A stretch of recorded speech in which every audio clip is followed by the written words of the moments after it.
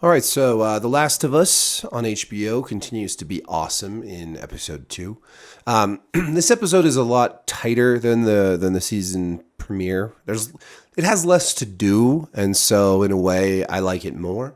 I thought the premiere was great. I thought it ran a little long, and I know a lot of my readers and viewers thought that it kind of lagged at parts, especially after the kind of very intense opening where we saw the beginning of the pandemic. Some people wish we'd seen even more of the beginning of the pandemic, and I totally get that, but that is just really not. That's not really following the game. We don't get a lot of that in the game, and this is a very faithful adaptation of the game for the most part. We do see a little bit more though this week. The episode opens to Jakarta, Indonesia, where the army goes and finds this expert on, like a university professor on fungus. She's a mycologist. So they show her a body. This is like the same day as everything goes down in Austin in the first episode. And they show her a body that's been infected, which she, of course, thinks is impossible. But she examines it and freaks out when some tendrils start to come out of the mouth of this corpse. There aren't spores in this show. They got rid of the spores from the game. In the game, often you have to put on a gas mask and go into these areas that are, covered in spores.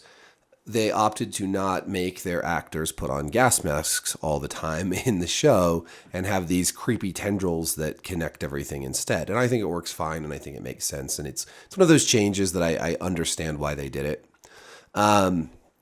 Anyway, she asks these soldiers, like, what's going on? Like, are there other people that are infected? And when she learns that a bunch of people from this flower factory where this woman had worked didn't show up for work, she realizes the awful truth that this is going to be spread, that there's no cure, and that it's going to destroy humanity. So she tells the soldier, the officer, general, whatever, to bomb the city and kill everybody in it, which is pretty crazy. Like this is how quickly she comes to this conclusion that if they don't just destroy everybody in Jakarta immediately, it's going to spread throughout the world. And, well, it does.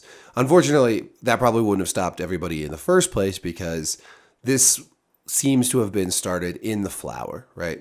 This fungus came through the flower and infected people who ingested it before anybody was bitten. So that's probably almost certainly what happened in Austin when that old lady was being fed those biscuits. Those biscuits were probably contained this fungus, and that's how she was infected. Then we move back to our main trio. We have Joel, Tess, and Ellie, who, in the last episode got out of the QZ, and now they're trying to figure out what to do with Ellie. Joel wants to go back. He thinks it's bullshit. He doesn't believe that she's actually immune, and he says he's heard all this before, that there's some cure and yada yada yada. But Tess insists that this is their best shot. She doesn't want to send Ellie back to what will almost certainly be her death, and so they continue. What follows is, we get to see kind of the spectacle that is Boston in, 20 years after the start of this pandemic. And it's beautiful and it's terrifying. We have like these skyscrapers that have fallen over and are leaning on each other. Everything's overrun by vines and fungus and trees, and nature is like taken over again, and civilization and everything that humanity built is crumbling away. It's really cool. It really, it's a much more vivid and artistic interpretation of the apocalypse than we see in something like The Walking Dead. It's a lot more interesting. They have two ways they can go to get to the Capitol building, where they're going to rendezvous with the Fireflies. The long way is supposed to be safer, so they try that first. They go through like a flooded hotel. And Ellie, I think Bella Ramsey does a great job. She portrays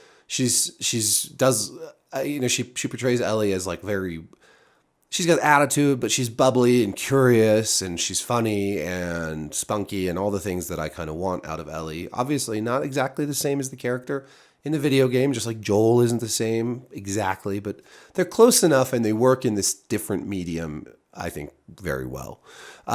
So Ellie and Tess and Joel make it through this hotel, and once they get past some rubble that's blocked the way, they realize that this way is no longer safe. There are hundreds, maybe thousands of zombies down below them.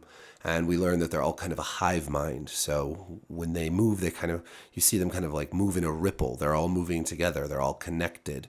And Joel tells Ellie that, yeah, when you could be miles away and sort of activate this fungus, and it'll send messages to zombies, like, miles away, and they'll all come, which is a foreshadowing for what's going to happen at the end of the episode.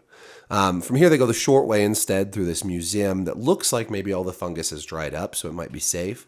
But unfortunately, there are clickers inside, and clickers are these like the regular infected, but they're mutated even more, and their heads covered in fungus, and they can't see anymore, but they can hear really well. And when they move around, they make this weird clicking sound. They're very creepy, and I think they do a great job in the show making them just like the ones in the game, which are very creepy also. And we get a big sort of like action scene where they have to run away from the clickers, and it's crazy and intense. And they finally kill the clickers and get out of the building. Ellie's been bit again, but right by her other bite. But she's like, well, if one of us had to get bitten, which just further adds to the fact that she's not susceptible to this. She's immune. When they get to the Capitol building, the Fireflies are supposed to meet her all dead, and we learn that Tess was bitten, and Tess is already starting to turn. Like, she's feverish and she's not doing well, and she makes Joel look at Ellie's arm. She was bitten, but she's experiencing none of those symptoms. So Tess is once again insisting, like, this is real. Ellie is immune, and you can't go back to the QZ with her. You have to keep going. And at that moment, what we talked about earlier happens, and the zombies from over there start rushing in this massive, super fast horde towards the building. And Tess says she'll buy them time. All the Fireflies' gear is there, so she starts pouring gasoline on the floor, throwing some grenades on the floor. And Joel grabs Ellie, and Ellie's like, fuck you, we gotta bring her with us. I'm not leaving. But he just pulls her out of the building, and the zombies come pouring in. And Tessa's trying to light her lighter to blow everything up, but she can't. It's not catching. And probably the most creepy part of the whole episode is one of the zombies sees her, and it's like he recognizes that she's changing. So instead of rushing over and biting her, he walks over slowly and like leans in for a kiss, basically. And you see the tendrils come out of his mouth and go into her mouth, and it's gross. It's a great scene, actually. But finally, she's able to light the lighter and drop it on the floor, and explodes everything. And outside, we see, Joel and Ellie watch it. And, Joel has this long relationship that we will learn more about with Tess. And so this is hugely tragic for him. But of course, he's not, he's a manly man who doesn't show emotion. So, and that's where it ends. And so really intense episode. We get to see more of the apocalypse. We get to learn more about the origins of the apocalypse, which we don't really get in the game. So that's kind of a cool expansion to the world building and storytelling here in the show. And I just, it's really sad about Tess, of course. Anna Torv was great in that role. I really liked her, playing kind of a rough lady. But I just, I think we get to see a lot more of Ellie, and she became, I think, a more endearing character here. And we don't really have much of a relationship between her and Joel yet. It's still been mostly antagonistic. But now they're on their own, and they're pressing forward, pressing out west.